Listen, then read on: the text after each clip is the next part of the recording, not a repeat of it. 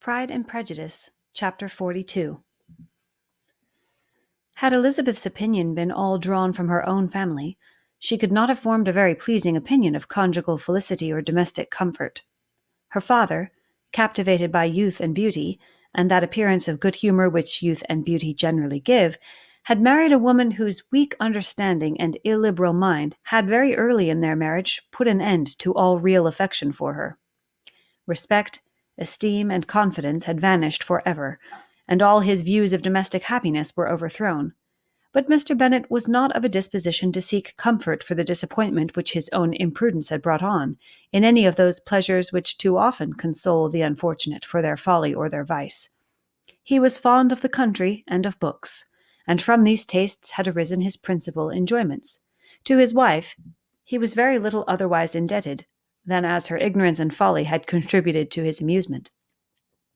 This is not the sort of happiness which a man would in general wish to owe to his wife, but where other powers of entertainment are wanting, the true philosopher will derive benefit from such as are given.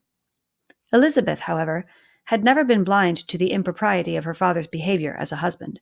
She had always seen it with pain, but respecting his abilities, and grateful for his affectionate treatment of herself, she endeavoured to forget what she could not overlook, and to banish from her thoughts that continual breach of conjugal obligation and decorum which, in exposing his wife to the contempt of her own children, was so highly reprehensible.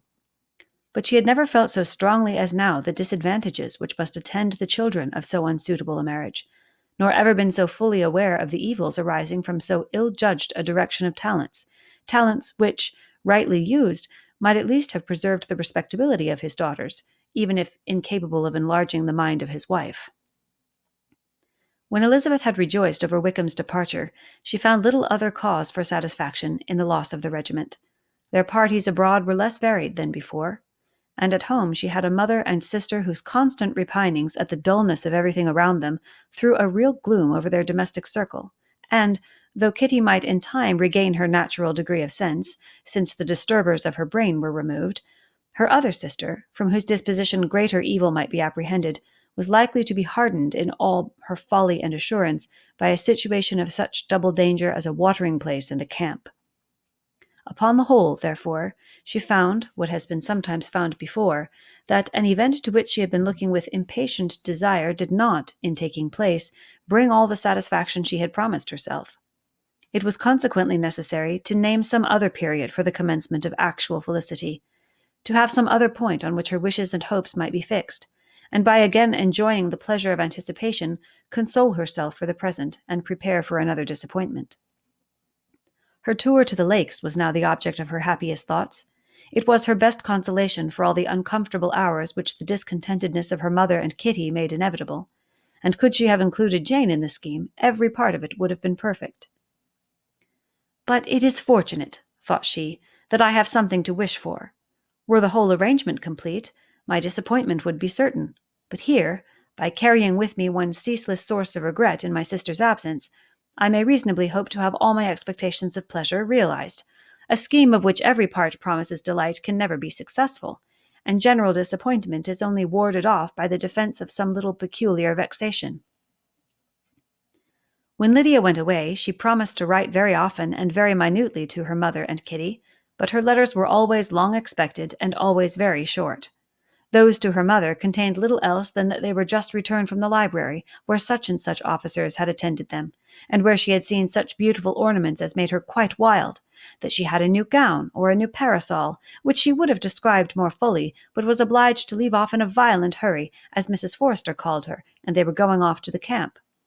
And from her correspondence with her sister there was still less to be learnt, for her letters to Kitty, though rather longer, were much too full of lines under the words to be made public.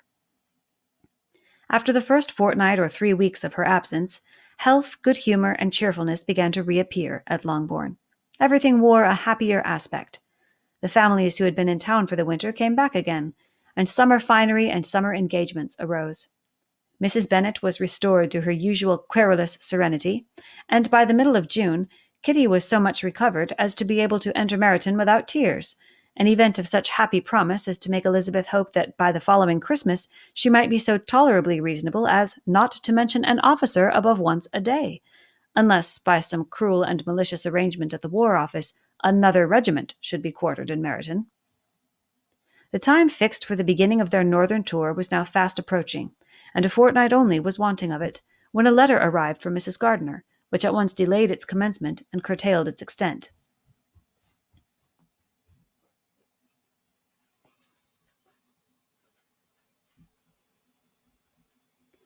Mr. Gardiner would be prevented by business from setting out till a fortnight later in July, and must be in London again within a month, and as that left too short a period for them to go so far, and see so much as they had proposed, or at least to see it with the leisure and comfort they had built on, they were obliged to give up the lakes, and substitute a more contracted tour, and, according to the present plan, were to go no farther northwards than Derbyshire.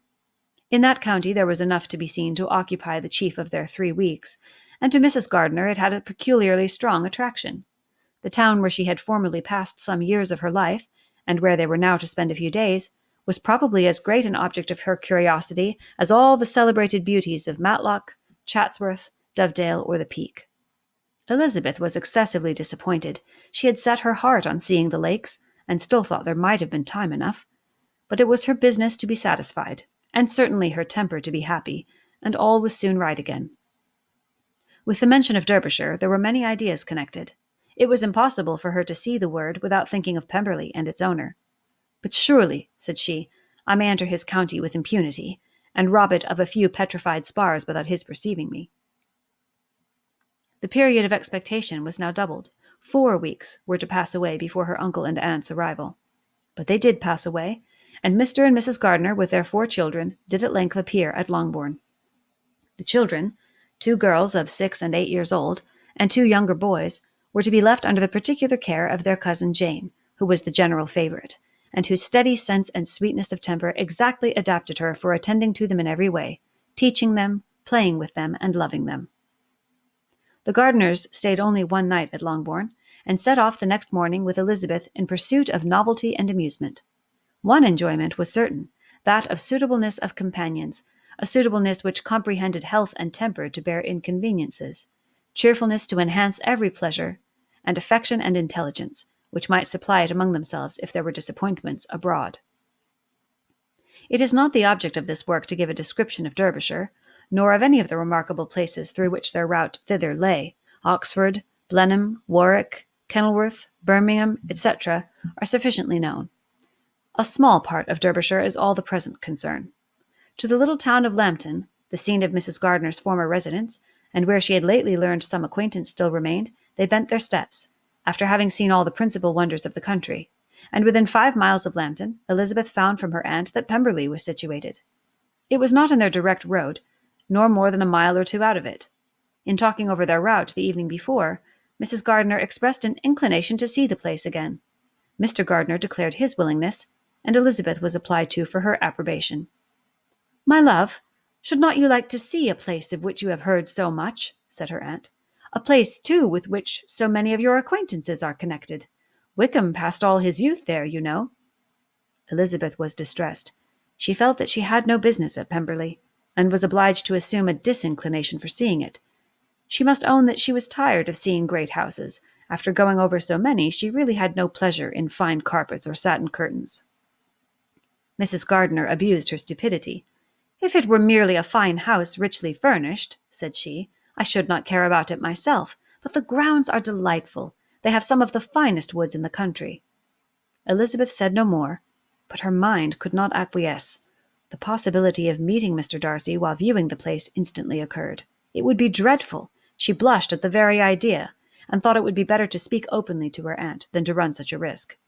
But against this there were objections, and she finally resolved that it could be the last resource if her private inquiries to the absence of the family were unfavourably answered.